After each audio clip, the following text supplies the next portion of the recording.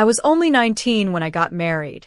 Just a teenager with a heart full of hope, a head full of dreams, and a soul untouched by the harshness of life. I remember the butterflies in my stomach on the wedding day. My hands trembled, not out of fear, but excitement. I had waited my whole life for a love like the movies, something deep, pure, and forever. The man I married was handsome, charming, and carried himself like someone who had everything under control. He had a steady job, a calm voice, and a smile that could make anyone trust him. Everyone told me I was lucky. I believed them. Little did I know, I had just walked into a nightmare I wouldn't wake up from for years. The first few days were like a fairy tale. He'd bring me little gifts, compliment my cooking even when I burned the rice, and hold my hand when we walked. I felt safe. But it didn't last. One evening, I was running late making dinner. He came home, didn't say a word, looked at the clock and then at me. Before I could apologize, he threw the plate off the table. The crash rang in my ears. Then, without warning, he raised his hand and slapped me across the face. I froze. My cheek burned, but the pain in my heart was worse. I wanted to believe it was a one-time thing, that he was stressed, that maybe I had done something wrong. I stayed quiet. But once a line is crossed, it's easier to cross again. The days that followed were filled with tension. One wrong word, one late meal, one misstep, and I'd feel the back of his hand. The bruises started to grow, and so did the lies I told myself. He loves me, I whispered in the mirror.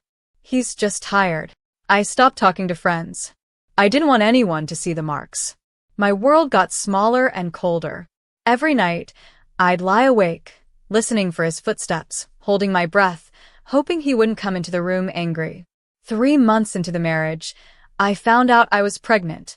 When I told him, I expected surprise, maybe even happiness. But his eyes darkened. He shouted, said he wasn't ready for a child, that it would ruin everything. He told me I'd better not keep it. I held my belly, already in love with the tiny life inside me. This baby is mine, I whispered. That was the first time I said no to him. That night, he dragged me by the hair across the living room floor. My screams were silent. I didn't want the neighbors to know. I didn't want anyone to think I was weak. But inside, I was dying. The months passed slowly. My body changed, but so did my mind. I stopped waiting for him to change. I just tried to survive. I'd plan my day around his mood swings. If he was calm, I could breathe. If he was angry, I'd try to disappear. My pregnancy was high risk, the doctor said. Probably because of all the stress, the fear, the sleepless nights. One evening, when I was 7 months along, he pushed me down the stairs after accusing me of hiding money. I lay there, unable to move, terrified for my baby. I was rushed to the hospital. Somehow my daughter survived. She came early, small but strong. When I first held her, I cried harder than I ever had before. She was tiny, but she had fire in her. Her fingers wrapped around mine like she knew I needed her. That moment changed everything. I wasn't just a wife anymore. I was a mother. And I knew, deep inside, I had to protect her, even if it meant losing everything else. I returned home with her. But something in me had shifted. I watched him now, not with fear, but with calculation. I knew I couldn't let her grow up seeing what I saw, feeling what I felt. I began to save coins, hide little bills in the lining of my coat, planned an escape no one would expect. For the next 3 years, I lived 2 lives. By day, I was his wife, the quiet, obedient woman who cooked, cleaned, and nodded when spoken to. By night, I was a planner, a fighter, a mother who was slowly building her way out. I studied his routine. I watched the times he drank, the days he got paid, the hours he slept deepest. I kept my daughter close, shielding her with stories and lullabies when the screams from the living room became too loud. I taught her to never be afraid of the dark. What I didn't say was that the real darkness wasn't in the night. It lived in our home. One night, everything came to a breaking point.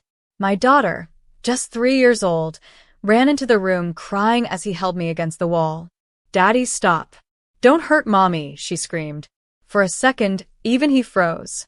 I'll never forget her little arms wrapping around my legs, trying to protect me. That moment shattered whatever numbness I had left. I knew if I didn't leave, I would lose more than my own life. I would destroy hers. That night, while he was passed out drunk, I took the small bag I'd hidden under the bed, wrapped my daughter in a coat, and stepped into the cold night air. I didn't look back. We slept in a park that night. Just a bench, a blanket, and hope. The next day, I found a women's shelter. They took us in. They fed us, gave us a room, and most importantly, gave us safety. I started cleaning homes for a few dollars. It wasn't glamorous, but it was honest work. I used to scrub rich people's floors and think, someday, I'll have a door that locks safely and no one will scream behind it. I went to therapy. I joined support groups. I met other women like me, women with shattered pasts but burning spirits. For the first time, I didn't feel alone. Years passed. I worked hard, studied at night, got my GED, then trained as a medical receptionist. I rented a small apartment. It had peeling paint and creaky floors, but it was ours. No yelling, no fear, just peace. My daughter thrived. She was smart, curious, always asking questions. When she was 10, she told me she wanted to be a lawyer. I smiled and nodded. Fight for good people, I said. I didn't know then just how true those words would become. Today, I'm 67 years old. My daughter is a lawyer now, a strong, brilliant woman who helps survivors of domestic violence. She stands in courtrooms, tells stories like mine, and fights to protect the people who feel voiceless. Sometimes, when she speaks, I see the fire in her eyes and remember that little baby who held my finger in the hospital. She once told me, "Mom, you didn't just save me. You gave me a mission." I broke down crying that day. Now I volunteer at shelters. I hold the hands of young women who sit in the same fear I once sat in. I tell them, I was you, and you can become me. People see my gray hair, my gentle eyes, and think I've had a quiet life. They don't know the storms I walked through, the nights I didn't think I'd survive. My husband died alone 5 years ago. I didn't go to the funeral, not out of hate, but because I was finally living. This isn't a story of abuse. It's a story of rebirth, of a woman who was broken into pieces but rebuilt herself into something stronger, of a mother who ran through fire to give her child a better future, of a grandma who sits on the porch now, watching her granddaughter play, smiling because the cycle ended with her. That's the real ending. That's the real victory.